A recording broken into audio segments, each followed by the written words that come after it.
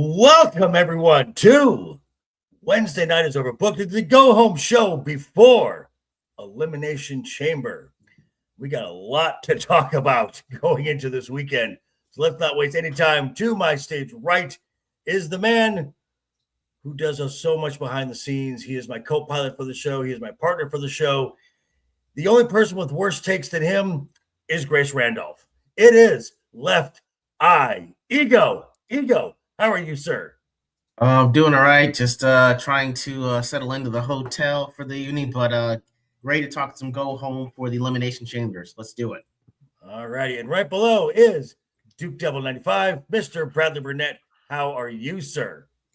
You know, I get the total blow up with Grace's comments, but why do we have to insult her by comparing her to Ego's bad takes? I mean, Jesus, dude.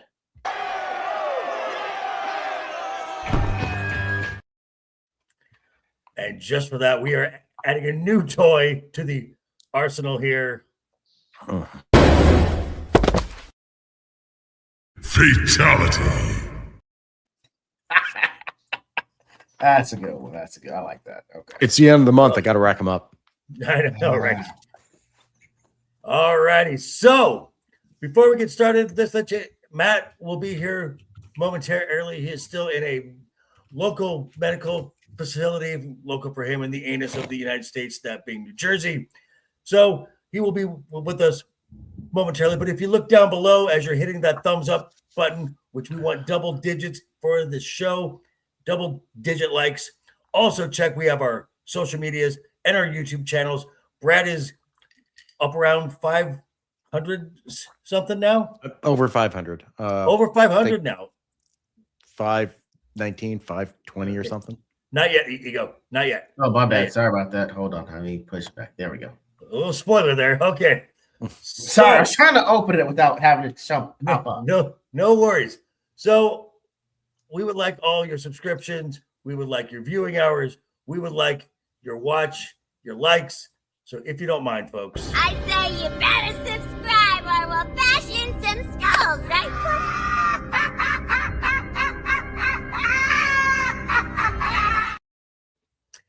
Yeah, thank you, Harley. Another 250 viewing hours might get me to the beginning of partnership. So, Nice. hey, wow, look at Starfleet that. Leering Center this weekend. Starfleet Learning Center. God damn. Oh, just for that. Fatality. The Nielsen's are doing it. Oh, Maxine, this could be your this could be your greatest contribution to pop culture here. I'm just saying. We have our wrench of wrenches, Mr. Jacob Ironside, dropping links in the chat as always. And speaking of Mr. Jacob Ironside, he and I worked on a little project, and we talked to Mixed Teas, and we're doing, as I've done in the past, fundraising for the Stuttering Foundation of America, which, if you haven't noticed, I do have a speech impediment, something I've done a couple times, for merch sales. From today till the end of WrestleMania, April 19th, a portion of all proceeds from all sales will go to the Stuttering Foundation of America. And just for that, we have added a limited edition item. Ego, if you don't mind bringing this up, please. This is the Joshi Love t-shirt, as we all love the Joshis here. Well, I do. We all know that.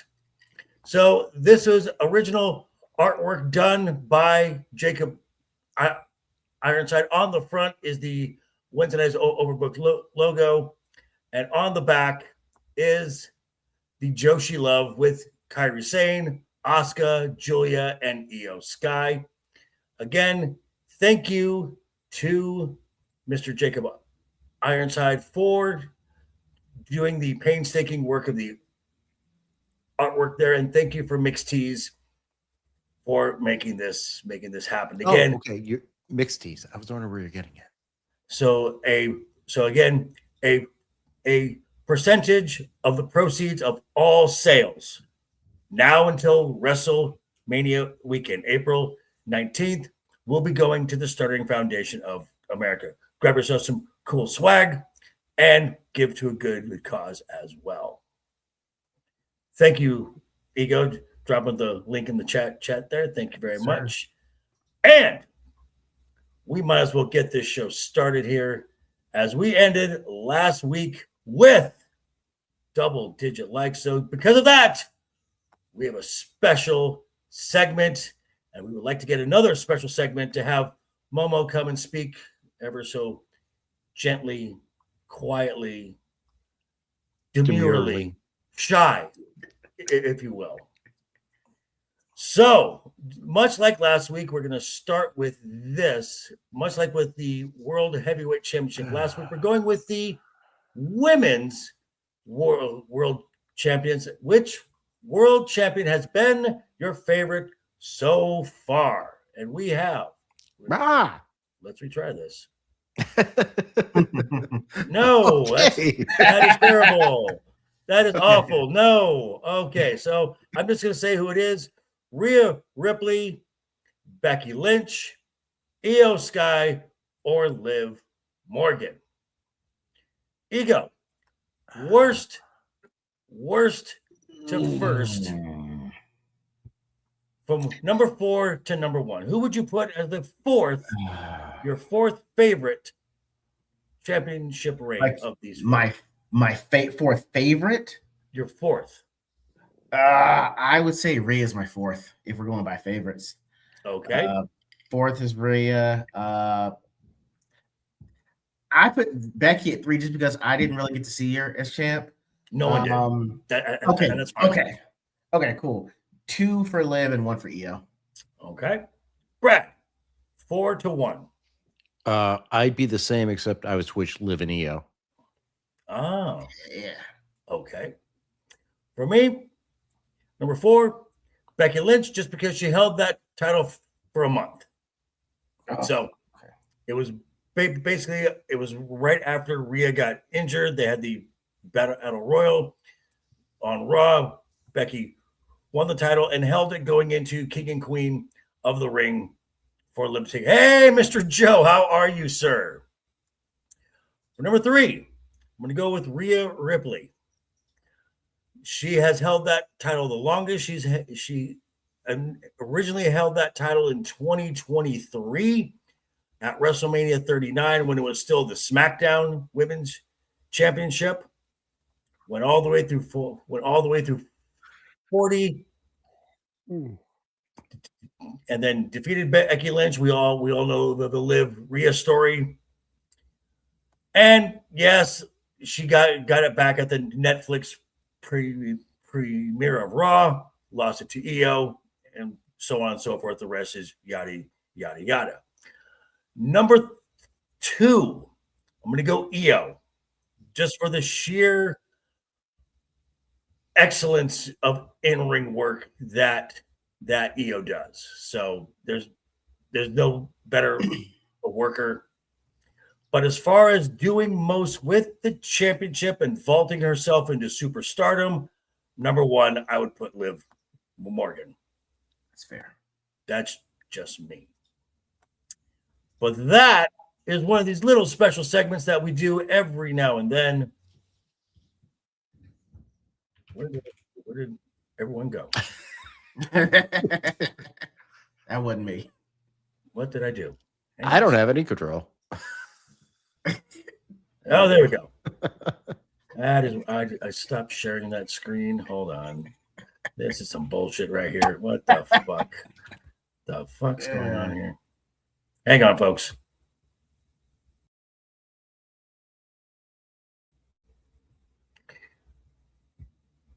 Nope. Where's? I don't know what it happened. I have no idea. This is crazy. Do we try it again? Or you want to try it? Which I am. That's Whoa! That is way worse. Why? Where's Okay. it? There we go. Okay. All righty. All right. We're back. Whoa! Don't touch anything. I haven't touched anything. All right. These layouts are layout on StreamYard's terrible. All right, here we go. It's better than Restream. And thoughts and prayers are with you and your mom, Joe. So we got a lot to talk about going into the Elimination Chamber. But first, we need to talk about, is TKO's greed killing the WWE? Oh, that'll be interesting. So the big conversation right now has been the ticket prices for WrestleMania as of right now, and ticket sales being slow. Now, as of right now, for Elimination Chamber, as of right now, they're about maybe 1,000 tickets shy of a sellout. By the time the weekend comes, it's going to be sold out. And right now, secondary market has ticket prices listed at about $313. So they have about 14,000 tickets moved going into Saturday. WrestleMania, despite being sluggish and behind where they were last year, which last year you were anticipating The Rock, and you also had John Cena's last the WrestleMania as big selling points. Right now, they have moved about just over 70,000 tickets, about 35,000 for Saturday, 36,000 for Sunday. Another big thing has been the local blackouts. Watch parties are banned. Apparently, this is happening in Chicago as well. So, and for Vegas, from Allegiant Stadium, it's a 50-mile radius. Oh, my God. Just to give you some context here, if you were to take the 15 South, which is basically a straight line from Allegiant Stadium, by the time you hit the 50-mile mark, you're 12 miles into California. That's dumb. Oh, my God. What, Brad? I just went to Ticketmaster. Mm-hmm. Floor section, Okay. row 2, Okay. WrestleMania. 2 tickets, Okay. 92,000. 1,000? Yup. Stop. 92,000 or 9,200? $92,438.40. Elite VIP package. Is that for The next one, wait. the next most expensive Wait. Is that for 2 nights or 1 night? for 2 nights. Okay, 2 but nights. still, that's $100,000. Right. The next most expensive is you're going to be basically along the entry ramp. Okay. Okay. And that is 2 tickets for both nights, $23,126. Okay. You know what? Now, We are not seeing the smiley guy in the fluorescent shirt this year. oh no. Oh, He's not gonna be able to make it. he's a plant. He'll be there. He's a plant. Oh, he's a plant. I did not know that. Okay, Yeah, I thought he was super rich. Okay, No, thank you. he's a plant. I feel so much better. Okay, cool. Just to give you some more context here.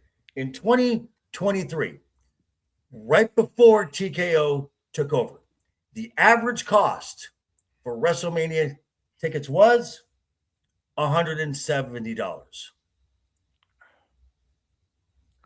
2024 Let me check average the- cost $341. And we have the gesticulating, pile driving Terminator. That sounds really wrong and nasty. I'm just saying. There's a lot happening there. That is a lot happening there. How are you, Matt? I'm doing okay, All One righty. more tomorrow. All righty. 2024, the price jumped to $341. 2025, It jumped again. Average price $582. Average price this year $864. In the TKO era, tickets for the WrestleMania have increased over 400%. Well, they need that money, you know. And again, what was it? Kicking it now with Ross, also on X. Ross's Clutch talked about this, as he is one of the reactors. He's actually one of the good guys in this. He will call it straight. Where you may have seen his face on an episode of Raw or SmackDown, the recap, and you'll see his face like, "Oh my gosh, this is so cool." He says, WWE, TKO, this is bullshit.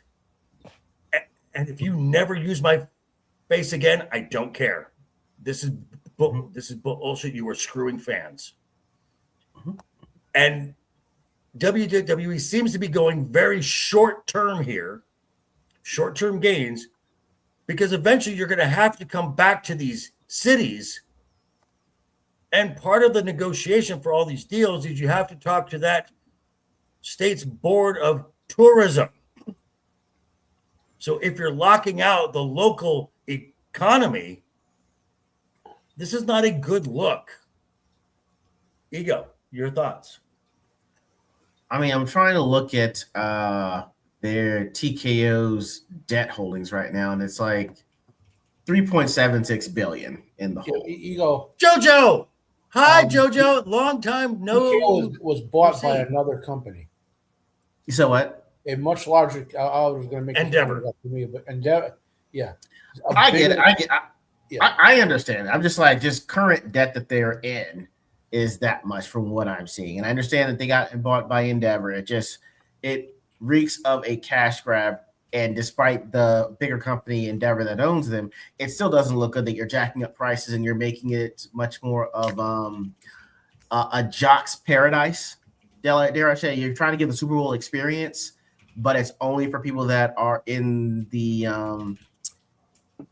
upper echelon of finances. I get that some people can go, but I mean, to get the experience that they're preaching to go to WrestleMania, flights, hotel, and even going to this is going to run you like north of at least $5,000 from what I can tell, just doing basic math. Go ahead. And my big thing is this, is if they're going to charge do what they charge, they have already moved 70,000 tickets already. By the time more matches get announced for the two nights, they're going to be around 90 to 100,000. No, it is not. See, for that much, I want a complimentary T-shirt on my seat when I get there for these prices. So they're going to be between 90 and 100,000 100,000. My problem is the blackout, the watch parties. Now, I don't like big crowds to start with. I am just fine sitting at home in front of my TV, so I can watch it as I want. But TKO's reasoning is, if we black it out, it will now, if you want to watch the show, you're now forced to go see it live, because you want to see it live. You want to experience it live. And I'm like, Brad, thoughts? Well, going to see it live only works if you're right there, not in the freaking nosebleeds. Because last year, Joker and I looked at prices because I was in Vegas around that time. And even the nosebleeds are like, this is stupid, because basically you're just watching the screen. Right. And if and honestly, like, I go to F1 races, I enjoy going to F1 races, but I don't get to see the entire race when I'm there because I'm in a certain spot. I only get to see some of it. That's what happens when you're at these live events. Unless you're right up in front, right real close, you're not seeing it. So making people go there live doesn't work. I mean, all you can say is I checked it off my bucket list of going to WrestleMania. Right. And especially now, first off, I think the watch parties have kind of died away, because I remember when I was like very much involved in my college alumni group, and I was president of the alumni group in my area, we'd have watch parties for basketball games. Why? Because there was a time where we didn't have giant 50, 60-inch screens in our homes. Now everybody does. Now everyone can access a streaming service. So I think the blackout's kind of a dick move, but a lot of people know how to get things. Right. I'm just saying. They have just recently announced that they're also partnering with Fandango. Certain movie theaters, you will get the experience of being there. Basically, they're just you can buy a ticket at a movie theater and they're go stream it. All I'm saying is this sounds like it's going to revive the old school house watch party for anyone that wants to watch it, where like 30 people in my house, People still do $5 a head. Yeah. Like I made 5 months worth of the subscription last because your dumbass blackout. I did that until before my illnesses. I had people over and we've had parties for some of these events. But I think the reason they're max. So once Endeavor bought TKO, I think Endeavor is telling TKO, maximize your value for the short term because we want to sell you to someone else. That's probably possibly. Let's say they bought TKO for $3 billion. They want to try to sell for $4 billion to make that extra $1 billion into their, because they're capital investors. They don't care about the product so long as it makes money and it's legal. So that is why we're seeing, like for example, the article I linked in our group chat. Right. We were talking last week because Triple H are in trouble. Now, if you brought them $1.73 billion or whatever, more than the UFC ain't in trouble, Right. So I think Endeavor is maximizing short-term value and to try to get another buyer, which I think is what I don't think Vince could buy them back, but I think that's where I heard the rumor. Well, I think that rumor is projection, but people who know that stuff is for sale saying, well, then Vince will buy them back. Not that Vince is actually has any capability of buying them back. No. Vince is in no way. I heard the rumor. That's what I heard too. That ain't I've happening. heard it too. Well, I think people are projecting onto the fact that TKO in whole or in part is for sale behind the scenes and laying Vince buying it back on top of that. Maybe. Who knows? Vince But, is in his yeah. 70s. But yeah, this is also part of kind of the decline, at least the interest, the hype going into these premium, and I use that term loosely, live events, as they've been a little lackluster of late. In other words, very stale storytelling, very predictable, dare I say, very, very Boring. And a lot of it is because we're having our TV shows, which are supposed to lead into these major events. You have your top talents, but they'll be in a match and it's a disqualification or a no contest or a this or that, or somebody just with a loss. And so I did a video on Monday and I talked about over-protected talent. Now, as far as talent being protected in pro wrestling, this is nothing new. Absolutely nothing new. You will generally protect your top stars from either an injury or keeping them from looking weak, dare I say. Again, nothing new. And I would say one of the most protected talents, I said in my video, is the Ring General Gunther. In the time frame from WrestleMania 39 to now, has taken 4 losses. 4 singles losses. They've all been clean. But is the perception of Gunther, even though he's taken 4 clean pinfall losses, do you ever perceive Gunther as weak? No. No. Okay. For about a year and a half, Randy Orton did not win a PLE match at all. Wow. Does that hurt the perception, the aura of Randy Orton? Nope. No, but his aura is not based on winning and losing matches. It's based on Longevity. cheating, Randy Orton. behind the scenes stuff. Well, but he's Randy Orton. He Orton. is Mhm. he is at a level where he can take a loss. It doesn't hurt him. Yeah. My big thing was this past Friday on SmackDown. In a non-title match, you had one half of the women's tag team champions, Rhea Ripley, in a match with Julia, the Women's United States champion. Now, kudos to Rhea. This was a last minute switch. It was supposed to be Io, and they switched to Rhea. Kudos to Rhea for getting into the ring and let Julia work her strong style in this match, as we saw that face stomp that Julia gave her. And kudos for the WWE for allowing Julia to work more as she naturally does. This is what's going to get her over. Unfortunately, the match ended in a DQ when Lash Legend and Nia Jax, because they have a title match next week, and they attacked Rhea. So Julia takes a DQ loss. Now, would it have hurt Rhea? Would it have hurt the perception of Rhea to take a loss to another champion in that match? No. No. Probably not. Okay. So this is also Julia's biggest match she has had since coming to the main roster.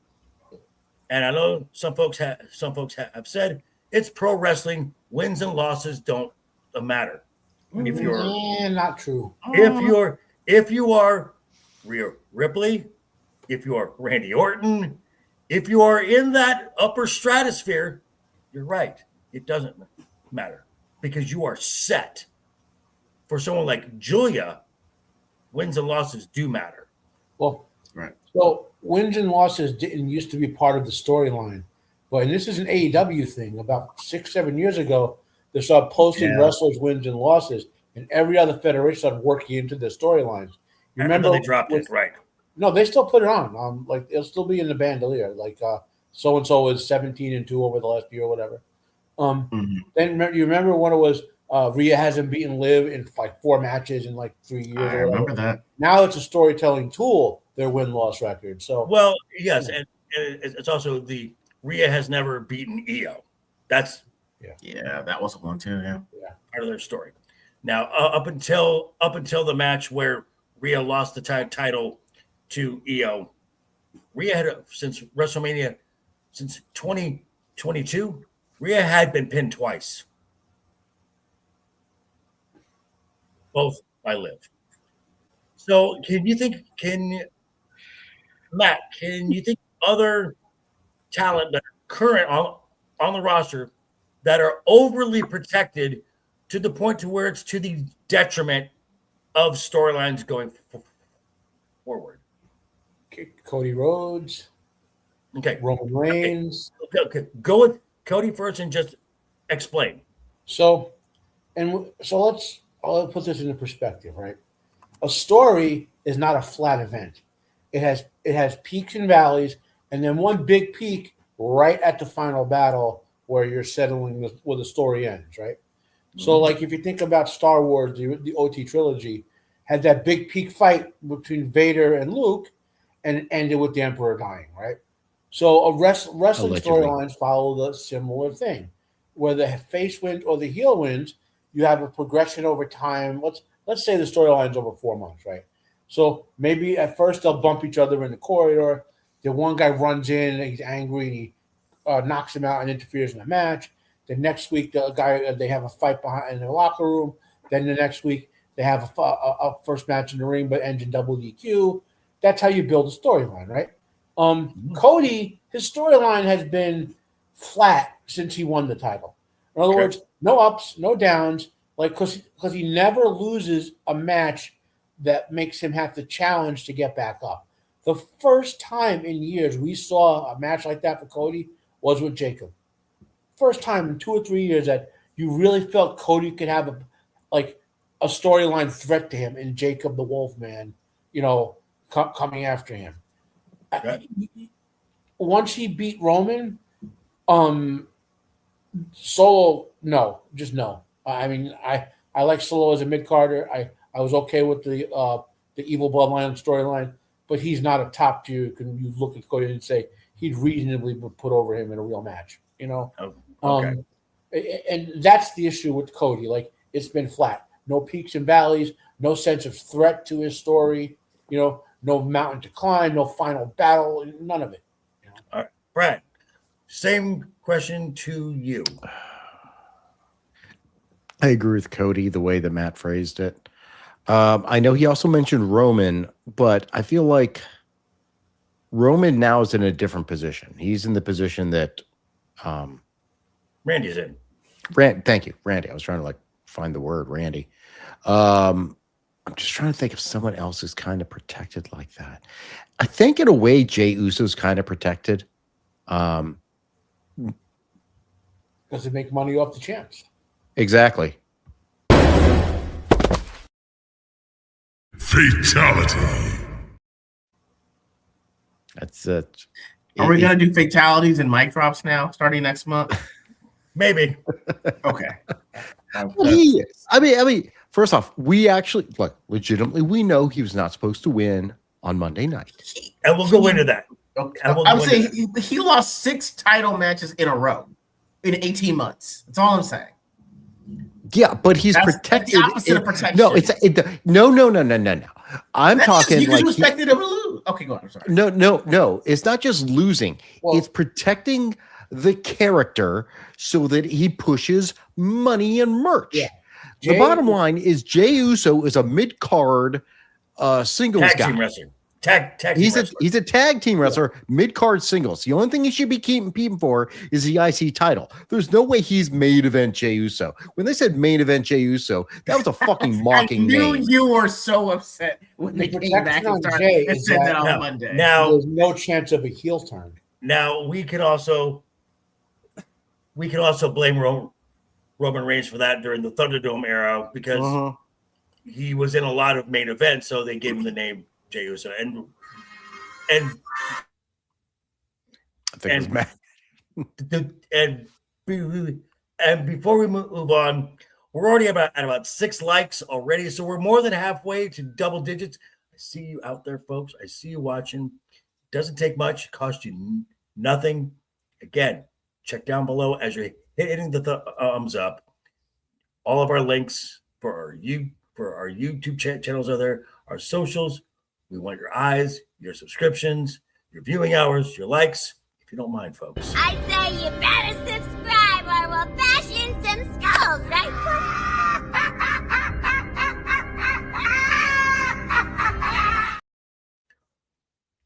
Every like decreases the amount of yeeting we have each episode. So I encourage everyone Jey to Uso. like as much as possible. Jey Uso. Yeeting is a major problem. Yes. It is a disease infecting the WWE, and it must be eradicated You know why? by any means necessary. Do you I know like why eating is an issue? So Ego, Ego, before I let you talk about it, overprotected, do you think that just because of a storyline title match that it would have hurt Rhea to even take a loss to Julia last Friday? If that question is in your mind, then she shouldn't have been wrestling in the first place. You know what I mean? Like it wouldn't have hurt her to me. But if your thinking is that, well, if she loses, it makes her look bad, so we got to DQ. Like the match shouldn't be on at all. Then So and that was my point, because I'm like, because someone had said well, they were both champions. A DQ had to happen. I'm like, then don't have the match. Right. Because there was no title on the line, and you could have literally ended up in the exact same place with a promo segment between Nia and Lash and Rhea and Io. And you would have been in the exact same place. And Julia doesn't have to take a DQ loss. Because again, wins and losses do matter as you're being booked in the future, especially if you're newer to the main roster. That's newer. And she needs the wins to get over. Right. So, Ego, and I'm sure you have a thought or an opinion of who might be an overprotected talent. Yeah, I got two right off the bat: Jade Cargill and Brock Lesnar. Wow. Yeah, I would agree. I don't know what's happening.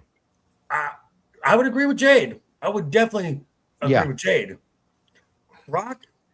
I'm go ahead. Again, Brock is in this. He's not a full-time roster member. He's an attraction. He's an attraction. And I understand that. I'm just saying that for the time that you are in the ring, you try to do wrecking effects, and then you leave. Like you wreck and leave, and then like you don't really get a match with him. But the time that he is in, but he's it's like Joker said, he's an attraction. But I get it. But the thing is, like, I'm saying because of Oba. But to be fair to Brock, that's been him since day one. So he's supposed to be a monster. Yeah, I get it. But the thing is, God, I'm sorry. So I'm just saying that based on the fact that you had Oba in there. Okay, and we'll get to that. That's what I'm going off. That's what I'm going to when I say it. So you had, just to understand Brock's current position, you had Andre. Then you had The Undertaker. Then you have Brock. Now you're going to have Oba to be the monster you selected. And Roman. Roman kind of in there for a little bit, but as an attraction level talent. Yeah. Mm-hmm. So don't be okay, Brad. I just want to say, let's applaud Ego for recognizing that Jade is super protected. Right. He's making progress. We have to encourage him. I mean, that's the purpose of these meetings. His name is LeftEyeEgo. He has a Jade Cargill problem. We're here for you. Tell us your story. I'm sorry. It didn't help seeing the match she did with Jordan Grace. That didn't. Oh, yeah. I mean, you like Jordan Grace? Yeah. Pre-ego would have exploded, but it wasn't great. Which, by the way, that was her first title defense since November when she won the title at Saturday Night's main event. That is a definition of protected. That's bad. I do want to put out there that there's good protecting and bad protecting. Mm-hmm. Go on, please. Yes. Go on. Well, like good protecting is you protect your moneymaker guys who like Undertaker, Andre, Hogan, Cody to an extent. Roman, Savage. Brock. Bad protecting is Jade Cargill.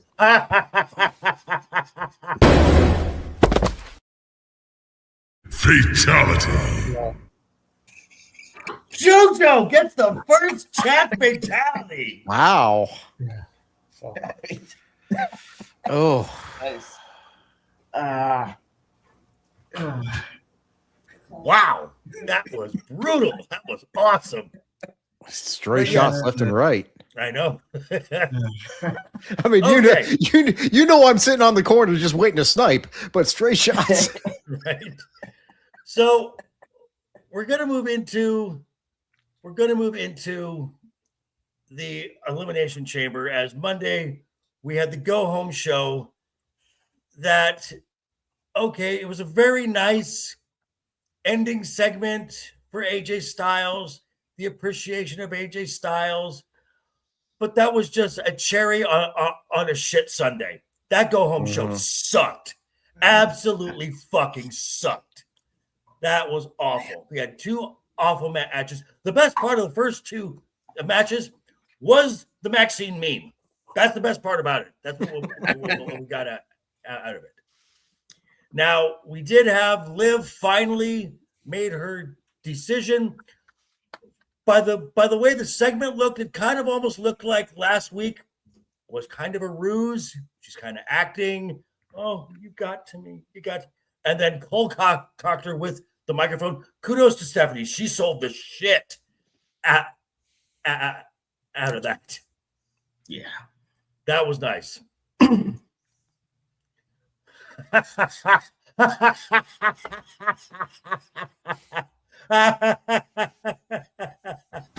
is so cute. No. Everyone gets a shot of vaccination every time he leaves to go to another country. Right, exactly. Yeah. That's his best chance at a shot he's ever going to have. So let's look at we finally got all the participants set. The first match was the triple threat for the final spot in the men's elimination chamber. El Grande Americano, the Yeet Man, Jey Uso, Seriously, no one cares. and Big Bronson Reed. About midway through the match, in one of the most fundamental things you'll see, breaking up a pin. As they're going to commercial break, Bronson is looking at his arm. He's kind of, and they come back from break, and Bronson's outside, and I believe it's not Eddie Arango, the other one of the other referees is talking to Jay very intently, talking to El Grande Gable. What? Yes. No, Going into don't break my. It's real. Okay. The original El Grande America. Thank you. Original recipe. I know. Talking to them a little more than normal. So I'm like, okay, Bronson's hurt, and we're going to plan B here. Yeah. And Jey Uso went over. So Ego, really quick, I've heard the report he's out for 4 to 6 months. What exactly happened? All right. So basically, let me show y'all real quick so I can do this. So basically, if you got your bicep here and it connects by a tendon to your radius, which is pretty much your forearm, basically it helps you actually bring your bicep basically close to your face on there. So basically picking up food, picking up groceries, or just even turning your hand over like this is pretty much where your bicep tendon comes in. He actually ruptured that at the distal part. So basically the part that connects, again, the biceps to your outside of your forearm. Pretty much when that happens, they've got to go in there and they've got to pretty much reattach it there. And so if I believe what what is the guy's name? It's Dr. Eckinger from the orthopedic surgery in South Carolina. It's going to take about 4 to 6 months at best. But I mean, 4 to 6 months means like full activity. So we're talking about he's probably going to be out until at least SummerSlam at best on this. I've heard some places saying that if it's really bad, that it could be a year. I mean, when you hear about it, football, they're usually out for the season anyway, even though it might be 6 to 8 months. They're just like, hey, it's going to take probably a full year of rehab to get back, because they're saying even just doing this is going to be painful for him. Right. This is the first week or two of rehab. Yeah, he popped it. Yeah, I mean, it'll basically you could see it. Yeah, the muscle, the bicep pretty much goes up almost into the shoulder. It's called reverse Popeye. It's disgusting, but that's pretty much where he is with everything. And so, and I feel bad for Bronson because this is now the second year in a row because of an injury. He's going to miss Mania. Last year he in the War Games when he did a tsunami off the top of a cage into a table and didn't break his foot, like shattered his foot. So he was out for that, and that is still, from what I've heard, not even that's never going to be completely 100%.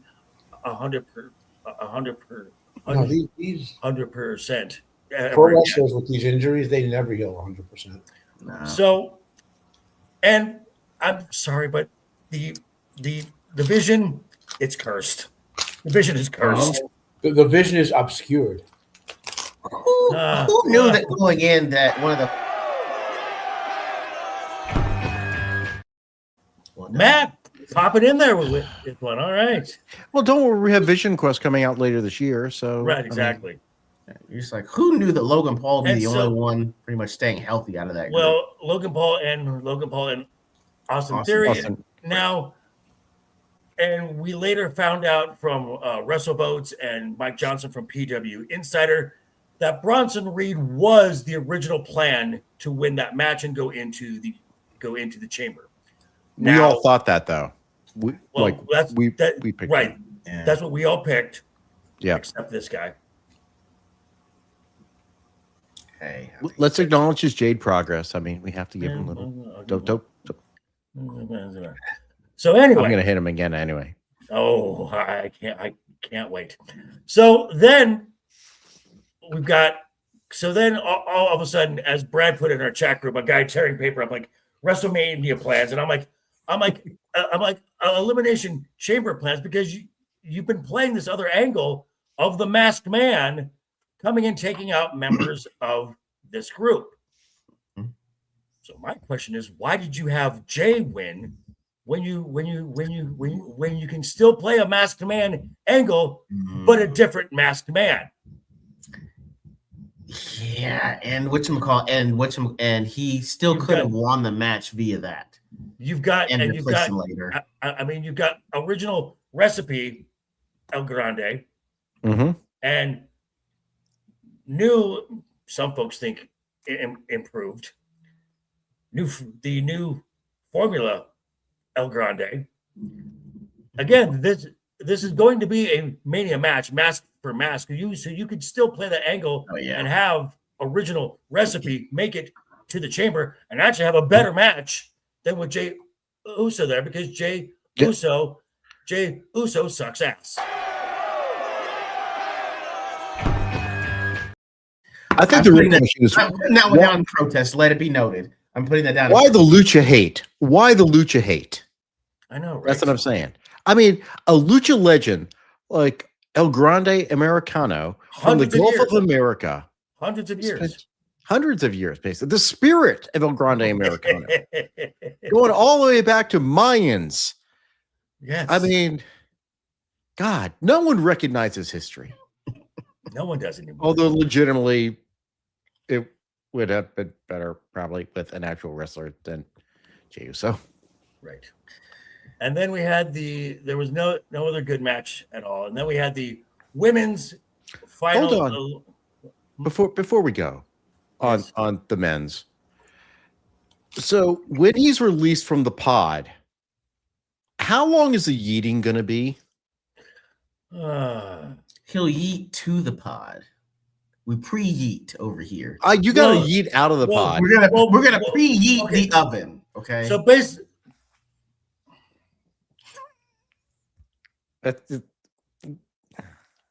actually wasn't bad. A little dad. Let him get his dad jokes in. He's warming up.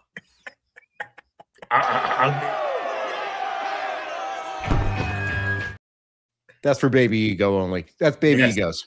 Don't give it the big ego. What's going to happen is big ego.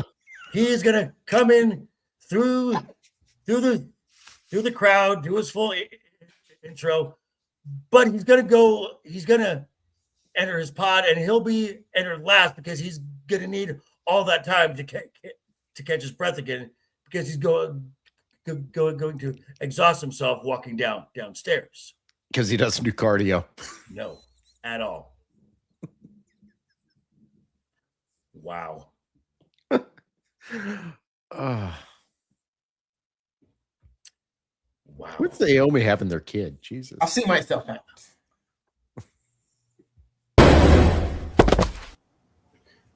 Fatality. Jay and Naomi. No, you can only television. There's got to be more like that. There's going to be more like that. Just find more fatality.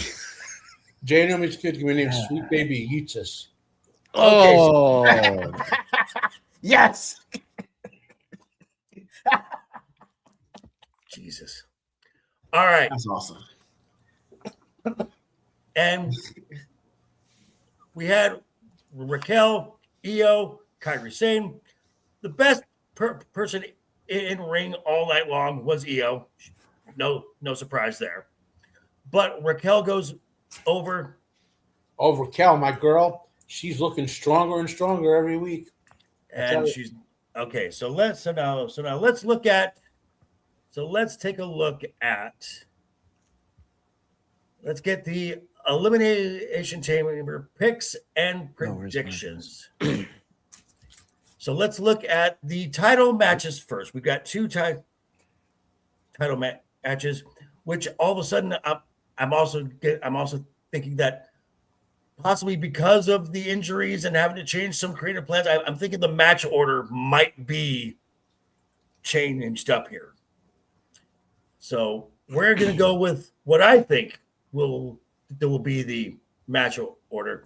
We're going to start with the men's elimination chamber match.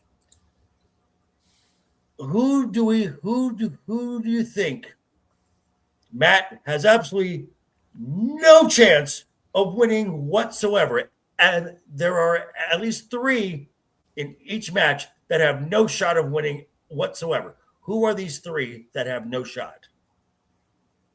Me? Yes. Who do you think? Okay, so in the men's no match, shot of winning in the men's match. Javon Evans, Mm-hmm. Trick Williams. Mm-hmm. Yep.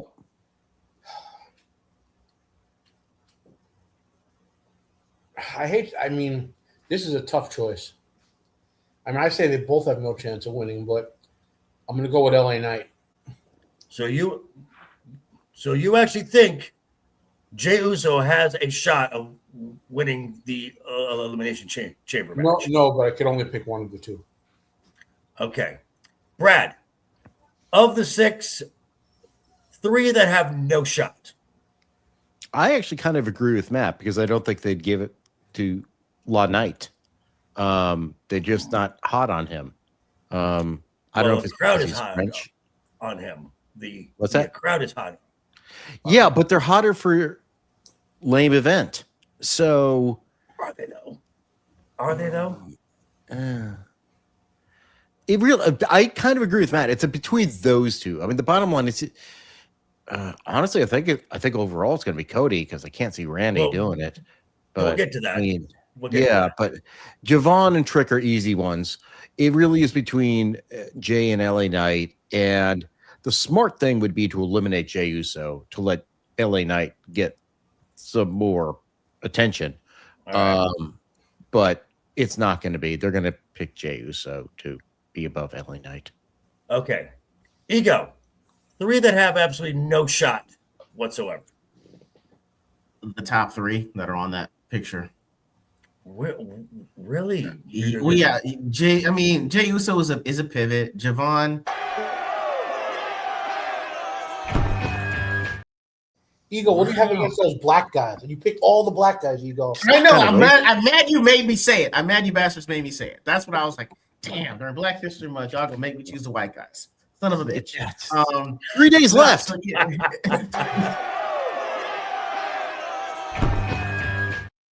It's the shortest month. They get the shortest month, and you short all the black guys. Holy cow! Okay, I'll have to make a video backing up. But yeah, Jey Uso was a pivot. Young OG is too new, and Trick Williams could do anything else but this, and it'd be too fast. I'd rather him like at least start off with an Intercontinental title run or U.S. champion run first. We talk trash with the best of them, and he could actually elevate a mid card. So I got the top 3 guys up there not getting a shot. All right, so my 3, Jey Uso, because he's not supposed to be he's not even supposed to be there. So moving on from him. Young OG, he's going to bring some fun and some excitement into the match. That's what he's there for. He's there for high spots and to make the crowd go, ooh, ah. Trick is the only heel in this match. Oh, good point. Ooh. Drew McIntyre is a heel. Heel on heel, unless you're in the heels home city where they will get the babyface love, it's not going to work. So, of your remaining 3, who do you knock out next? For me, it's LA Knight. Because the LA Knight fans are just going to get just enough hope, and they're thinking that their guy's this is going to be his crowning moment. He's finally going to get that brass ring. I'm afraid I've got some bad news. Absolutely not. Brad. Did I officially pick Yeet Masters going over LA Knight? I mean, kind of feels close. Regardless, whichever one it's going to be, the last two are going to be Cody and Randy. Okay. And I agree, the last two, Cody and Randy. Ego, your final two. You know what? Randy and LA Knight. Jesus, you and your white. Matt, your final two. Randy and Cody. And I want to point something out that JV and I told her important. The top draws are Roman, Cody, Drew McIntyre, Randy, and who was the other one, Joker? I don't remember that number. Yeah. Roman? So, Roman, I always Roman, said Cody, Randy, and I read 5 of them all, but I only remember 4 of them. Brock. Huh. Yeah. So having either Randy or Cody against Drew will be a big draw match. okay. Now, who wins the Elimination Chamber? Matt. Randy. You got Randy, okay. Brad. I would like it to be Randy, but it's going to be Cody. Ego.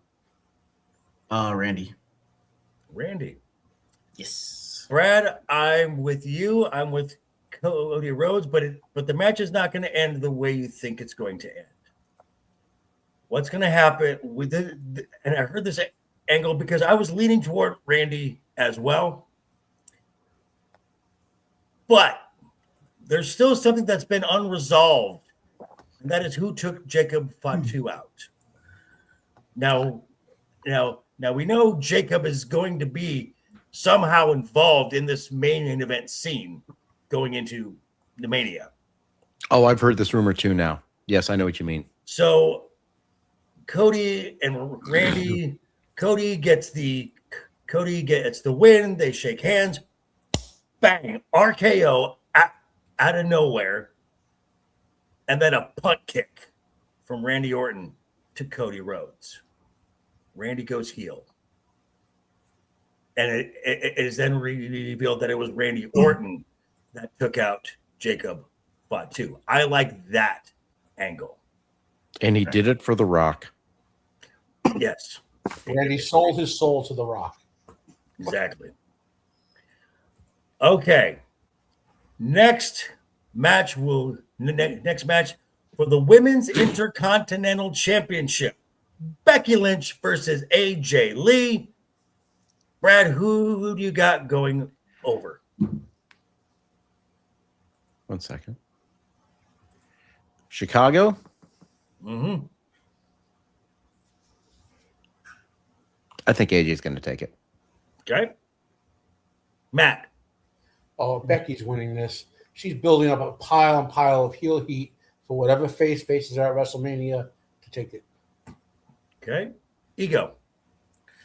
I'm going to go with AJ Lee on this one. That's just my general guess. Okay. We're in Chicago. Mania is 7 weeks after that. Mania is like 6 or 7 weeks. AJ Lee is not a full-time person. AJ Lee goes over, wins the title, holds it until Mania. They're going to run it back. Yeah. Into a triple threat match where this is the perfect place for both Becky and AJ to transition this title to someone from the next generation of talent, say a Roxanne, say like Roxanne. Possible. Fair. That's what I think happens. The other thing is Chicago needs a boost. They've lost the Bears, so someone from the home. Oh yeah, Indiana, whole place. Good lord. All righty. Next, the women's elimination chamber match. As it is Alexa Bliss, Tiffany Stratton, Rhea Ripley, Asuka, Kiana James, and Raquel Rodriguez. Ego, you can drop this script. Oh, gotcha. My bad. Yeah, my bad. Bring the other one up. So let's go with the. Okay, there we go. There are the three. Yep, There it is right there. Got it. Okay, Brad. Three who have absolutely no shot to win whatsoever. Kiana James, Mm-hmm. Asuka, Mm-hmm.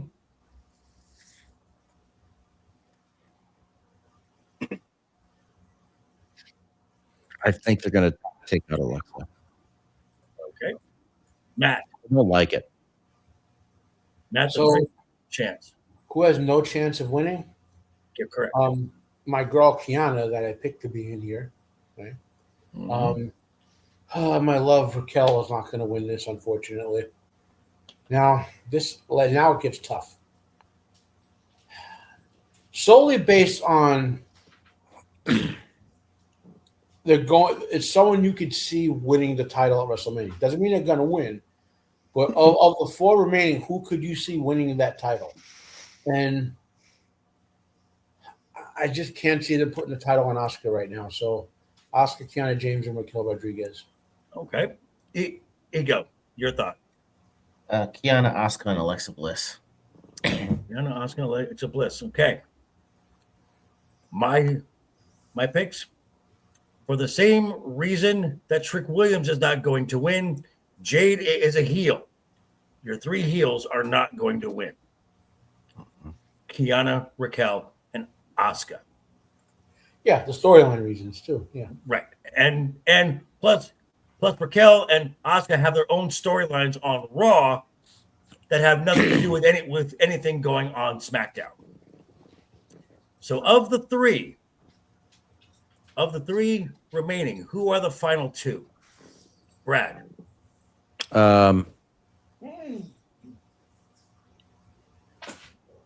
Tiffany and Rhea. Okay. Ego. Ooh, man, last two. Raquel and Rhea. Matt. This is tough again. Tiffany and Alexa. Tiffany and Alexa. Okay. My final two, I've got Rhea and Tiffany Stratton. This is and in my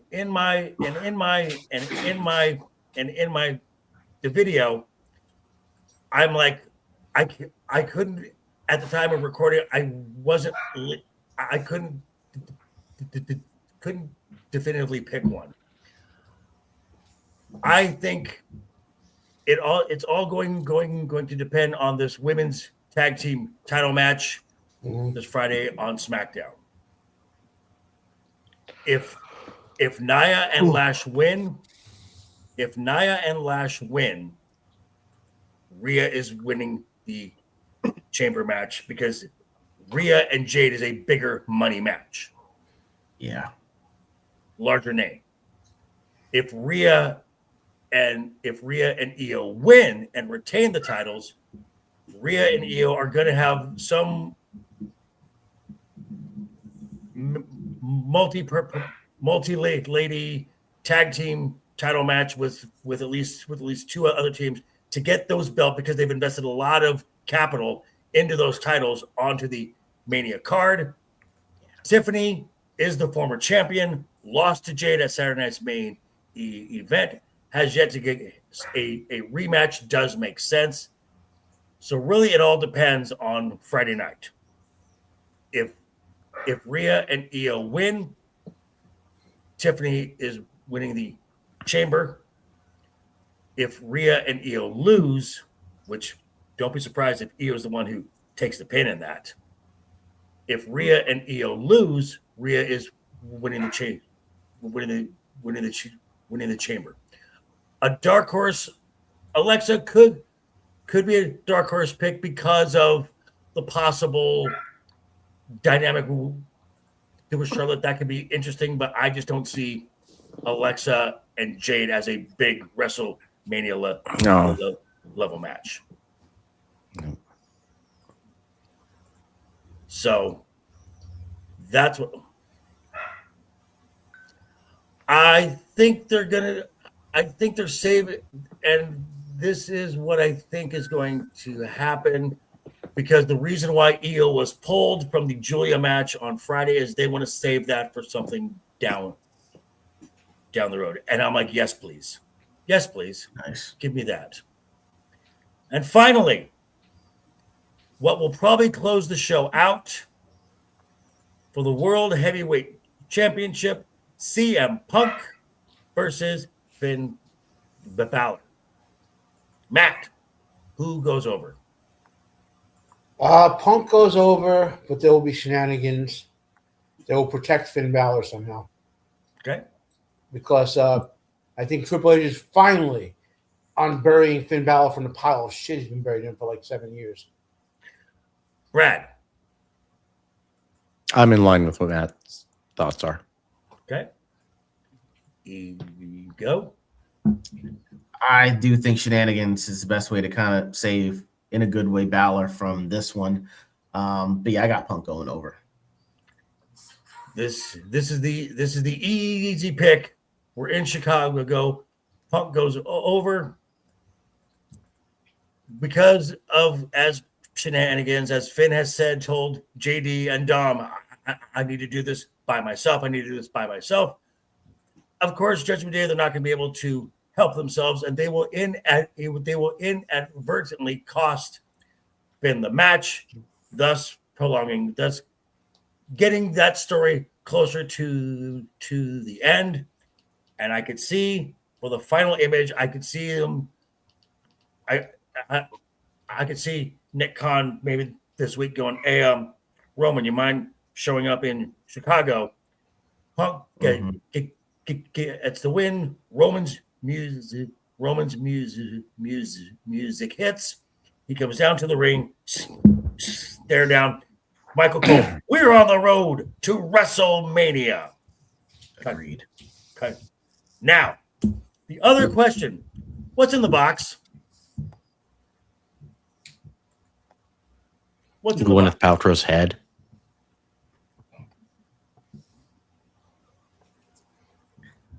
Well, do we know what this box? Fatality. It took me a second to process that.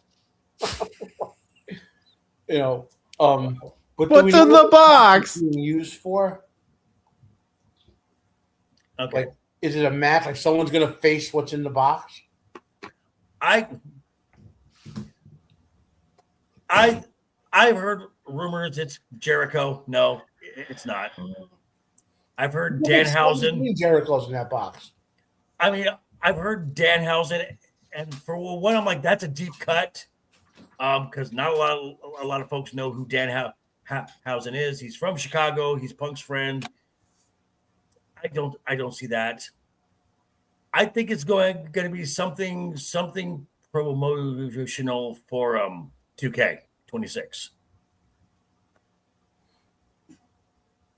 Because if it's a person in that box, they've been in that box with no air holes for 12 days. They're going to be starving. It's going to smell like piss and shit. It's going to be no. Maybe it's Vince. He'd enjoy that.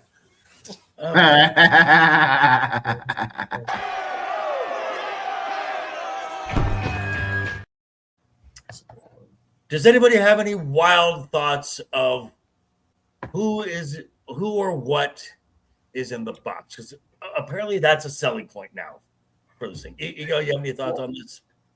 I mean, Blake Monroe was my only thought. If it's a person, If it's a thing, I have no idea what it is. I either it's some kind of spin the wheel type of deal. I don't know.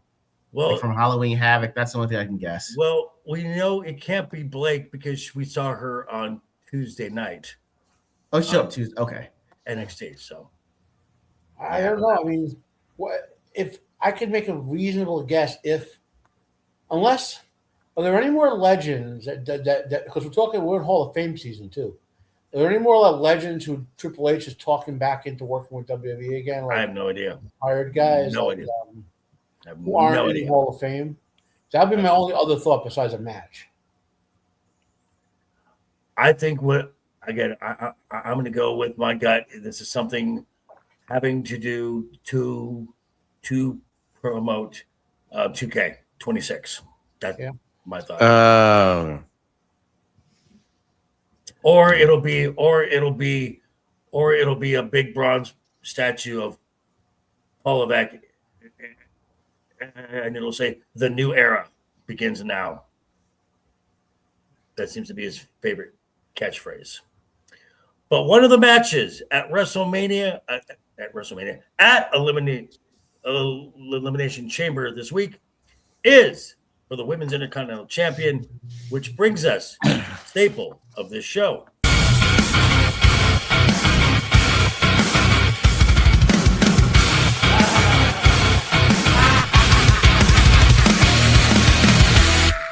Always keep a smile on your face. It is the ones that I don't mean to interrupt you. I understand it is your birthday today. It's a very special. Oh, that's day right. to It celebrate. is Joker's birthday. Yes, and Brad made this, but he gave it to me. I did not make anything. I just promoted some prompts. Prompted it. So we're presenting this to you on your birthday, good sir. Here it is. The Rock says, Joker's voice sucks monkey nuts.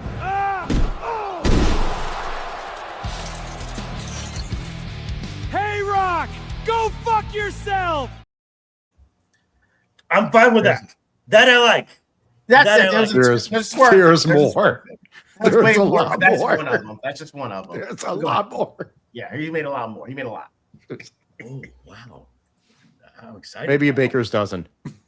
Wow, really? Yeah. Holy crap. That's great. So, as I said, this is the Wednesday's Overbooked Top 5, and we have a wrestling topic. We give our 5 best takes. Our number 5 take gets 1. Thank you, sir. Our number 1 take gets 5 points. And at the end, Duke Devil 95 changes his name to Price Waterhouse and gives us a definitive scientific answer for this topic. But before we get to the topic, Mr. LeftEyeEgo, do we have the final results for the month It's the end of the month of February for mic drops? All right, for mic drops, coming in dead last during Black History Month is me with 3.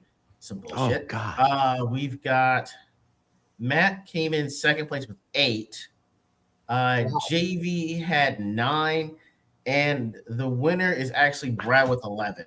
He got 6.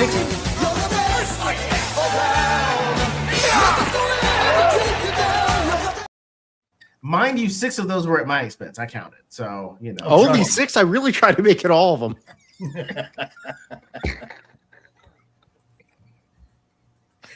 Here. Fatality. You know, I've actually been having a lot of neck pain lately. I'm actually serious. Like, I think I have a compressed disc. It may be carrying around this belt of all the mic drops. So, wow. Thank you, everyone. And thank you, everyone in the chat.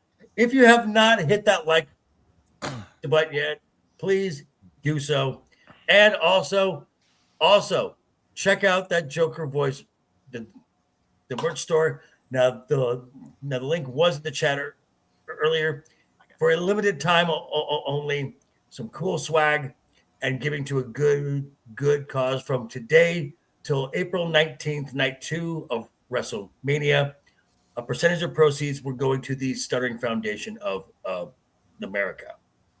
So our topic for tonight is top 5 moments of the man, Becky Lynch. So, Ego, your number 5 moment, sir. Number 5 for me is her heel turn on Lyra Valkyria because it made me actually care what Lyra Valkyria was doing. That's the only reason. She actually made me interested. For all the 5 minutes that it happened, I was interested in Lyra Valkyria, so I get that at number 5. Turn on Lyra. Interesting. Okay. Brad, your number 5. I'm going with winning the IC championship because it really marks her transition to being an elder stateswoman of wrestling at this point, where she's being used to elevate other people. Look what she's done to Maxine. Look what she's done for Lyra. You know, that's her role. Now, obviously, AJ is a different thing, but I think Becky is now to the point where it's like, yeah, this is not just about me. I'm a mom now, and I know what I can do. Gotcha.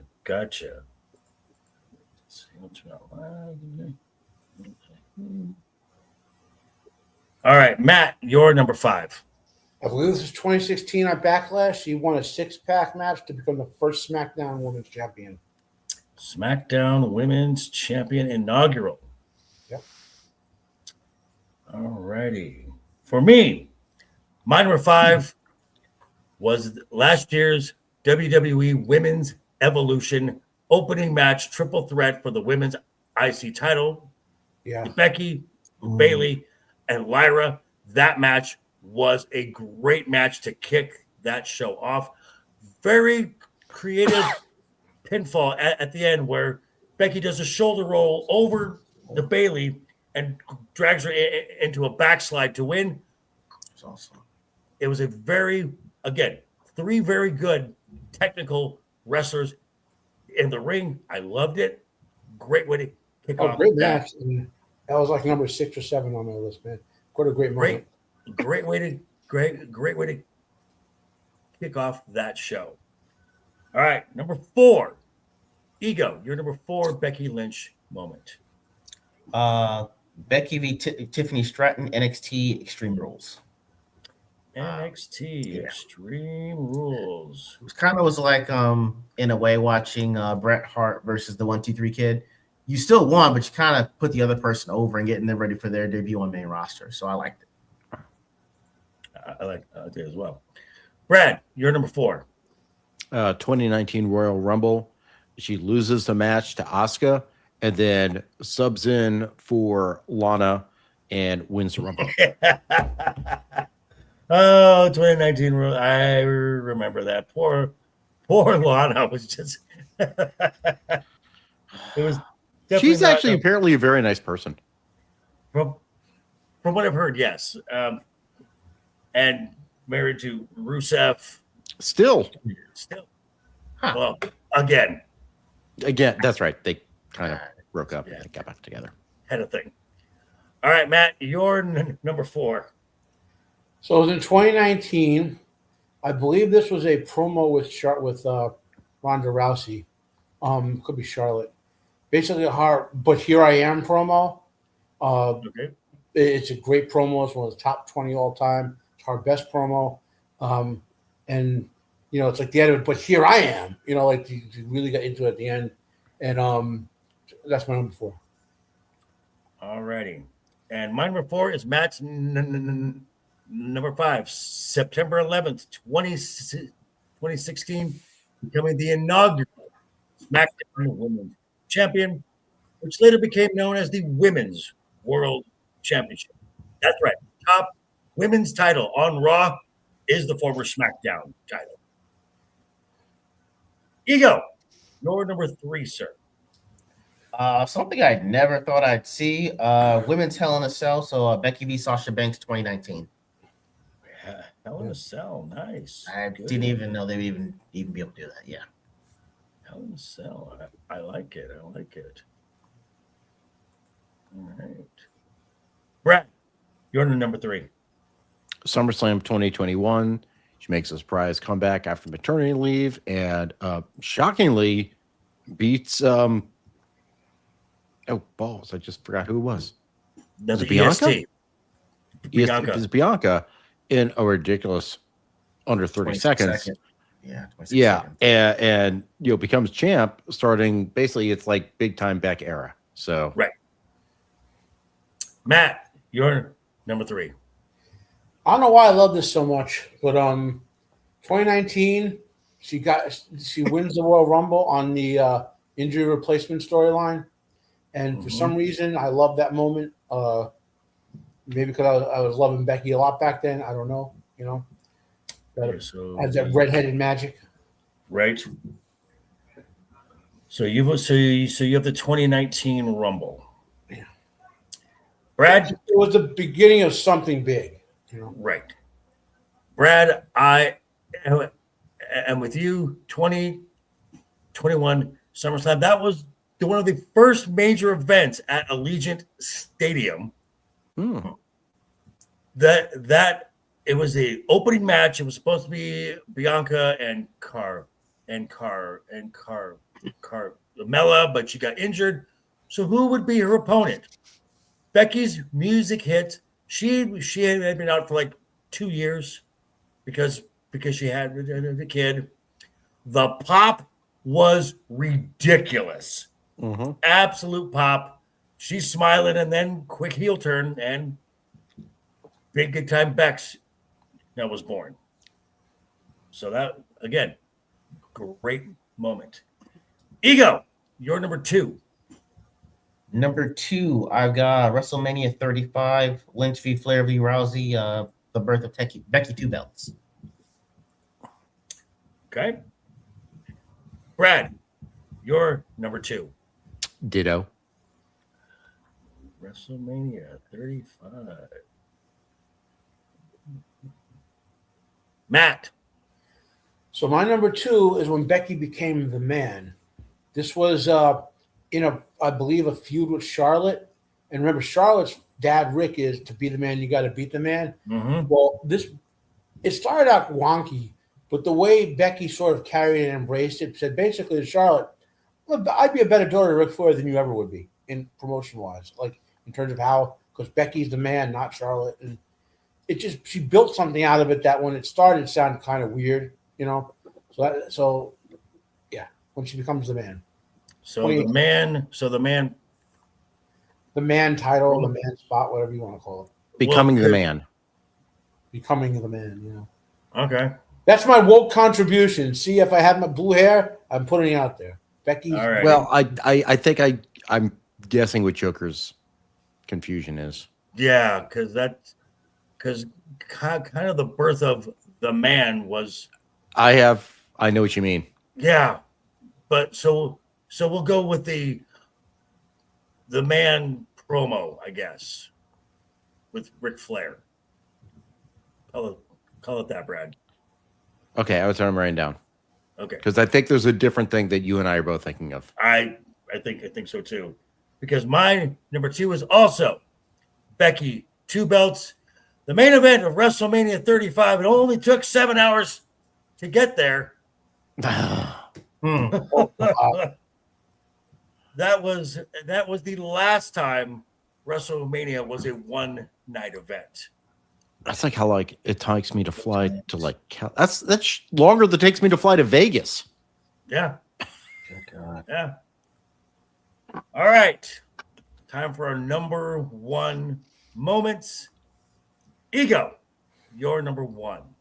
Raw Invasion, November of 2018, where Becky Lynch was bloodied and concussed to hell, at her words, but we're still wrecking shop. Okay. Brad, your number 1. Yeah, so I consider the bloody face is actually when the man began. So that's why I was trying to draw a distinction. So when she's standing up there in the crowd, blood streaming down her face, that's where I'm like, this is where the man begins. So that's why I wanted to make a distinction with what Matt was saying, because I thought he was talking specifically about the promo with Charlotte, which is different from when the invasion happened. So the bloody face, that's where the man was birthed, but she announced being the man in the promo. Gotcha. Matt, your number 1. You guys already mentioned it, because the triple threat match to become the unified champion. Oh, so WrestleMania 35. 35, yeah. Oh, I believe was that when we finally got rid of Ronda Rousey for good too? Or I believe so, yes. Yeah. started out great and crashed and burned like a 747 with no engines. And mine is also the botch that created a star. Because that the bloody nose came from an inadvertent elbow from Nia Jax. Yeah. So she got her nose busted up, and just that image of her standing in the crowd, fist raised, her nose was bloody. Fans fell in love with her from that moment because up until that point, she was kind of okay. Yeah, she's one of the. It's Becky Lynch. Okay, it's Becky Lynch. Then it's like, dude, you're the man, Becky. So yeah, so that is our top fives. Brad, do we have a clear number 3, a clear number 2, and a clear number 1? Hold on, folks. I just saw something for the 3rd week in a row. It is time to talk to someone who ever so sweetly and kindly comes in and says hi to us, and her name is MOMO!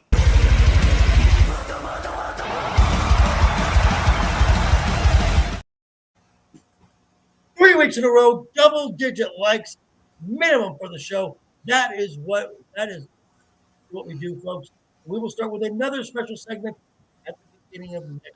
We'll start the road to WrestleMania and the month of March off. Thank you, everyone. Brad, sorry to interrupt, but do we have a clear number 3, a clear number 2, and a clear number 1? Also, your audio is wonky. Find out. Yeah, a little better. All right, so number 3, I have SummerSlam 2021 with 6 points. Number 2, we have Bloody Becky becoming the man with 15 points. Number 1, WrestleMania 30. Wait a minute, what's that over time? 35. Yeah, 35. 35. I can't read my numbers. All righty. So we will announce a new top 5. We're not going to do it quite yet, but we will let you know going into next week as we will begin the official road. Now officially more matches going into WrestleMania. Thank you everyone for stopping by. Thank you for the likes. Thank you for staying here, watching, hanging out, and watching Ego get his bad takes again. But again, there's only one person worse than bad takes, and that is Grace Randolph. So at least you have that, sir. Speaking of LeftEyeEgo, what do you have coming up, sir? Dude, working on my latest video. I'm doing some of the pre-work for it now. Hopefully it'll be out at the start of March, I hope. And I've got a return of Left Eye at Night, Monday, March 9th, with a special guest. I'll be looking forward to telling y'all about it sometime next week. Awesome. And Mr.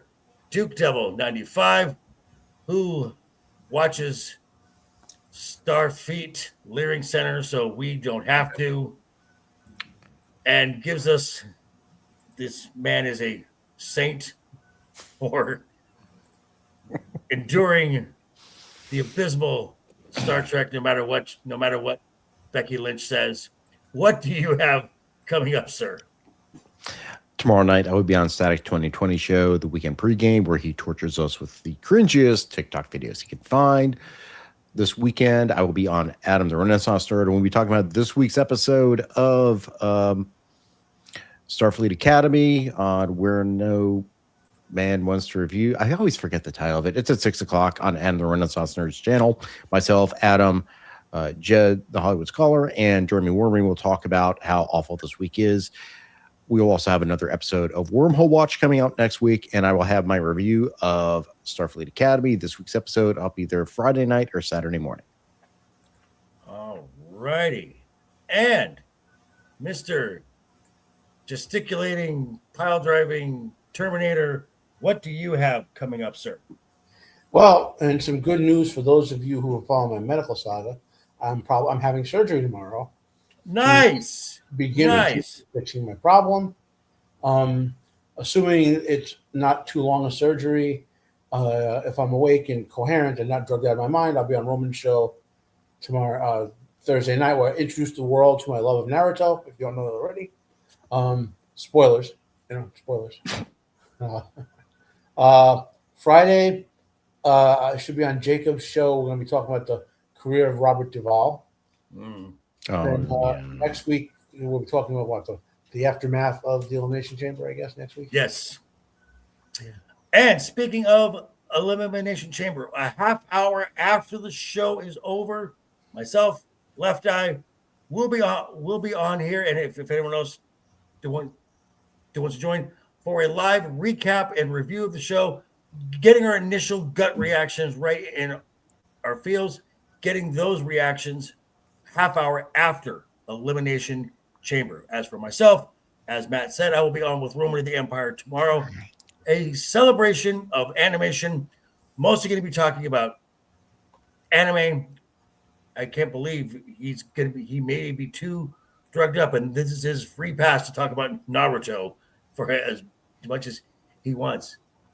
But until next week, folks, I would like to say thank you on behalf of everyone here.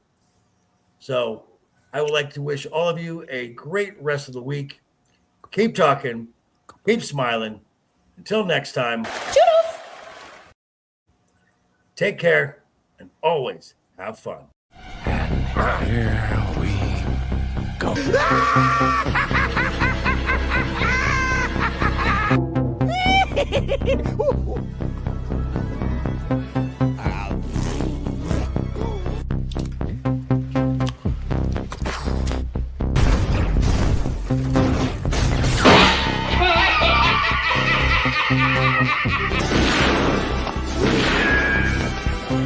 Is like gravity. All it takes is a little push.